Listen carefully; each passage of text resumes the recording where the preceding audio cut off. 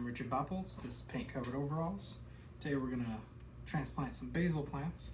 I was adding water to the bottom and I noticed they have some roots sticking down. So I want to transplant them before they get too many roots down there, because if they get too much, then when you do transplant them, you risk damaging those roots, having them break off when you pull them out. So what you need to transplant is you'll need a lot of larger planters. These are 6-inch. I have a variety of 4, 3, 6-inch planters here. You'll need soil. You will need something to pry them out. I have this little tool. Really anything with a flat side and is small enough you can get down in there, pry it, pull it up, and transplant it will work. And then once you get them transplanted, you should water them to make sure that they adjust to their soil properly. A lot of people will fertilize at this stage, but I grew these with a layer of compost on top, so they should still have plenty of nutrients in them. I could be wrong. I'm not a professional at this, but that's just how I do it. And fortunately, basil, as long as you keep it warm and with a lot of sunlight, it's gonna succeed. So, got my planter.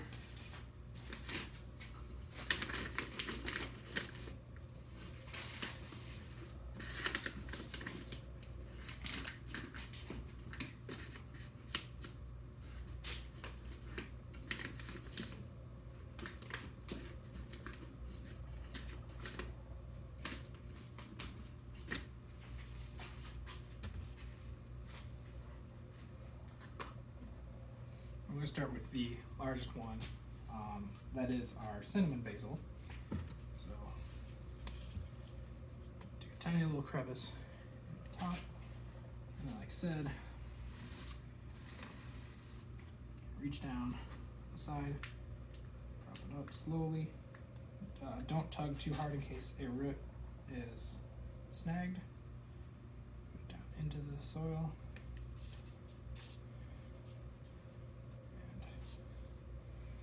It up. Now, if you're like me and you have several different varieties, an important step is also labeling them.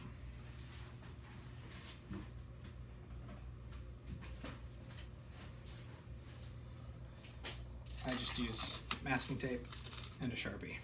I'm not fancy. I don't like the steak ones. I feel like if they're cheap enough, they look cheap.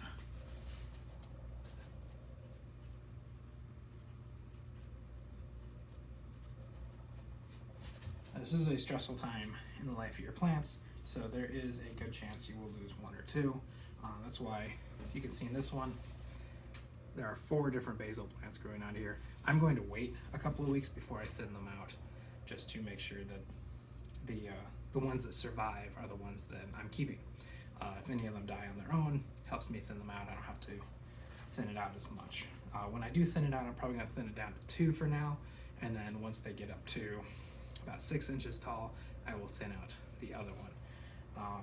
Depending upon what plant you're working with, you may need to wait longer, you may need to do it earlier. It's up to you. If you can see back there, my broccoli is 6 inches tall and I haven't thinned out any of that. I need to do that this week as well. So I'm just going to keep on doing this and enjoy.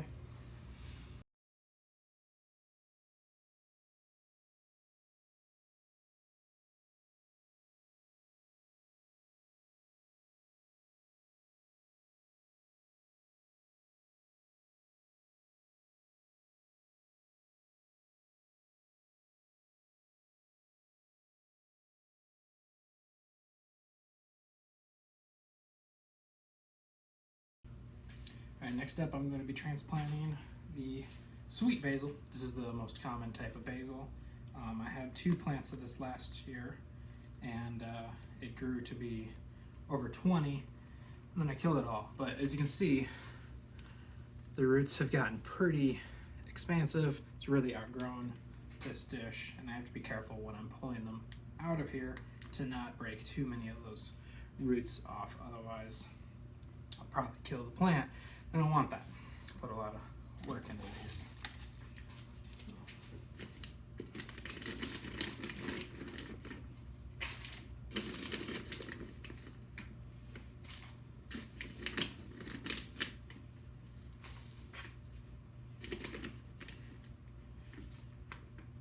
Some things when I was doing the last one to take note of, you don't want to push the soil down too hard when you're putting the basil in so that the roots can't grow. You don't want to compact it a lot, but you also don't want it to be too loose that the basil just falls over on itself, because then it'll just be sitting in moisture and it'll rot. So nice little happy medium where you just tap it down enough to keep it standing straight up.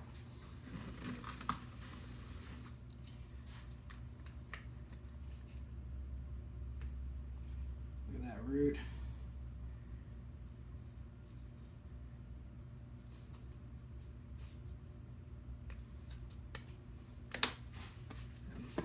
And as with all of my plants, you gotta make sure that you label them.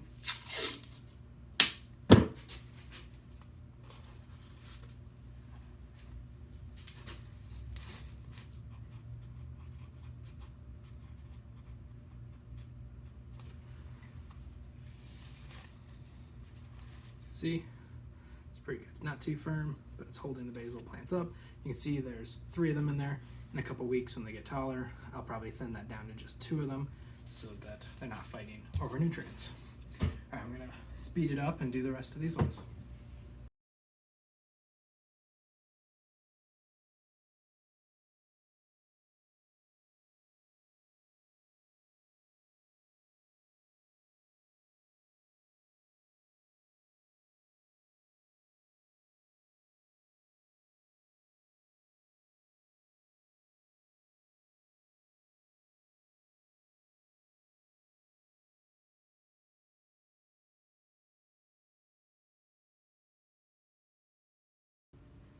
Okay, now we're going to do the piccolino. It's a very interesting bush-like version of basil. Smells just like sweet basil. We're going to be transplanting into various pots. I'm using just regular garden potting mix. A lot of people use different formula for seedlings. I don't. I might in the future, but right now I just use that, and I try to put a little bit of compost in with it just for little added nutrients. I like it because it's going to be the same formula. There's not going to be any difference when I transplant them. It's pretty cheap, all things considered. What I don't like is it has large chunks in it. There's a lot of mulch instead of this garden mix, which kind of gets in the way when you are planting. But overall, it's pretty good. Obviously, I've had some pretty good success with it. I have just hundreds of pepper sprouts and basil sprouts, broccoli, herbs, and lettuces, all is at the same garden mix. So I'm going to keep going with the piccolino. I've been using a variety sizes of planters, largely because I just have a mix of planters. These were given to me in a trade to the Durham plant swap group, which is really cool. I was able to swap a few seeds and get a whole lot of planters that somebody else didn't want anymore. They were seeds I don't need this year, so it worked out perfectly. But get a variety, and I'm using small and large of those variety because I actually am very short on space at this point. I feel like I'm about to have to transplant my peppers as well, which is going to be a logistical nightmare. But fingers crossed, I make it work. So I'm going to transplant the piccolino now.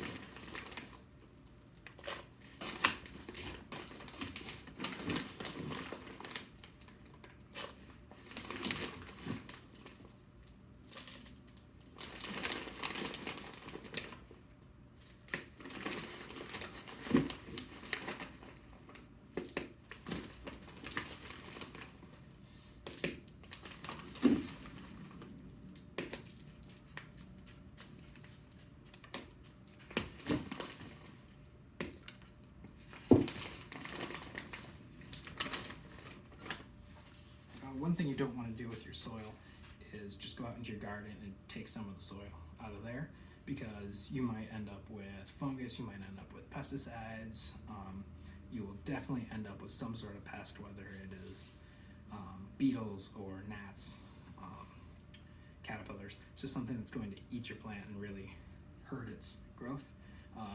So especially if you're planting indoors, you don't want those things in your house. I'm in my garage, I don't want them in my garage either. What I want to do is use a fresh bag of soil, plant the seeds in it, let them grow, let them get a little bit of foundation before I transplant them to something else. That way they're a little bit more hardy and they can withstand if there is some pests. I'm still going to try to take care of the pests as much as possible, but I want to give them the best chance they can.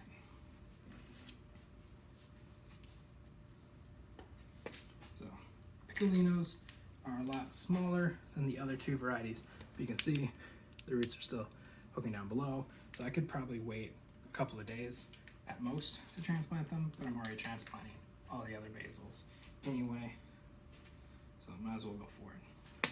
Really excited for this variety because of the bush. I think it's going to look really cute. I'm going to keep one or two varieties indoors, or one or two of the plants indoors throughout the year, just because I think that'd be great to have as a window decoration. The reason I keep harping on labeling is because earlier this winter I planted a series of peppers, and once they grew, only one variety grew, and I am not certain if they're jalapeno or bell peppers, because I labeled two of those sections as bell peppers when one of those two was jalapeno.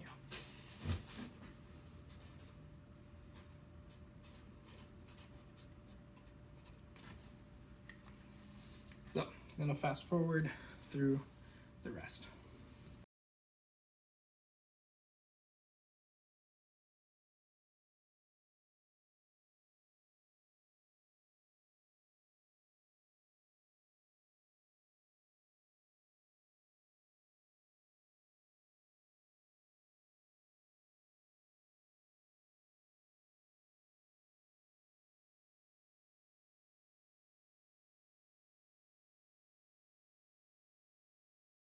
All right, all that's left now is for me to water them. I don't have a faucet in here, so it's going to take a lot of trips back and forth to the kitchen. Several of them are inside of dishes. I'm going to try to bottom water them. The planters, holes in the bottom, so they'll soak up some of the moisture. I don't know how much, just simply because of how tall some of these planters are. I'm not sure if it's going to pull moisture all the way to the top, but I'm going to give them a nice head start, do a little bit of sprinkling on top, and then water in the bottom.